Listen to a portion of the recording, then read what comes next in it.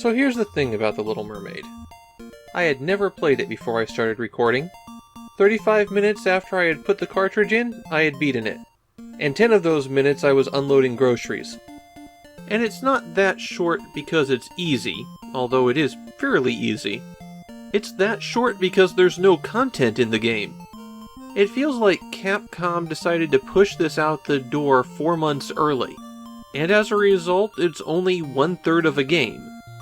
But let's jump back a little bit here. The Famicom was released during one of the real low points in the history of the Walt Disney Company. The 80s were a really bad time for the mouse. The most recent animated theatrical film they had released when the Famicom came out was The Fox and the Hound, and that was followed up by The Black Cauldron. Things finally started to turn around for their animation studio at the very end of 1989 with The Little Mermaid, which kicked off the Disney Renaissance, that period when they produced animated hit after animated hit. Oddly enough, The Little Mermaid is the only animated Disney feature film to be made into a Famicom game. Yes, that means I won't be doing the Jungle Book on Famidaily. So the Little Mermaid game occupies a strange point for both the Famicom and Disney. An intersection that, due to timing, just won't happen again. The plot of the game places it as a sequel to the movie. No, not The Little Mermaid 2: Return to the Sea. Somehow the sea witch Ursula survived and is taking over the ocean, and now Ariel's the only one who can stop her. So she just turns into a mermaid and goes off on an adventure. The Little Mermaid is an action game, and Ariel can freely swim around the screen. There's no platforming here. Holding down A will make Ariel swim faster, and B swishes her tail.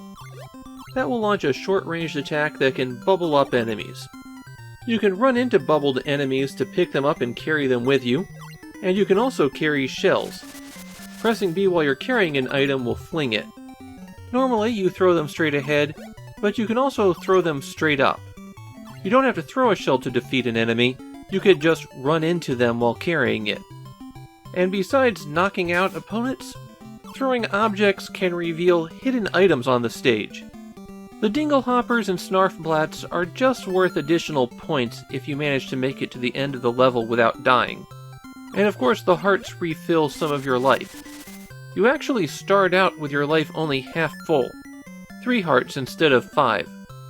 So if you can find hearts, you can get life beyond what you begin with. I actually didn't find very many items while I was playing. It was kind of obvious that they'd be in alcoves and things like that, but there just didn't seem to be that much hidden around. The shells can be used for the most frustrating part of the game, opening chests. And chests may contain nothing, in which case the shell is just lost forever, or it can contain a pearl. The green pearls increase the range of the attack, while the red pearls increase Ariel's strength, and when you increase her strength, you lose all of the green pearls. The default power level requires 2 hits on small enemies to trap them in a bubble, and getting 1 power-up will let you trap them with just 1 hit. After that, you can start moving some objects around, and at max level you can trap large enemies in bubbles. You lose all of your pearls if you die, and that's where the biggest problem with The Little Mermaid lies. A lot of the chests require that you be powered up in order to open them and get powered up. If you're at the basic level of strength, you can't move this barrel. And later levels have virtually all of the power-ups locked up like this. So if you die, it's really hard to recover. Other moves that Ariel can do are jump out of the water by hitting A when she's at the surface, and she can also toss a shell upward like that. You'd think with all of her maneuverability, it would make avoiding enemies easy, but Ariel is very slow to turn around, and while she's turning, she can't attack. So it's actually surprisingly difficult to avoid enemies and strike at them. Not extremely difficult, just more difficult than it needs to be. There are only 5 stages here, and the stages are extremely short. Even the 5th and final stage, which consists of a maze, that maze is only a few minutes long. And the bosses aren't exactly a challenge. They all do the same basic thing. Stand there and spit enemies at you that you can bubble up and launch back at them. This is a game so out of ideas that the 5th stage boss is Ursula, and then after you beat her, you go to a final battle where you just fight her again. This game is remembered in Japan, but I think it's mainly remembered due to the connection to the film. It doesn't seem to be wildly popular.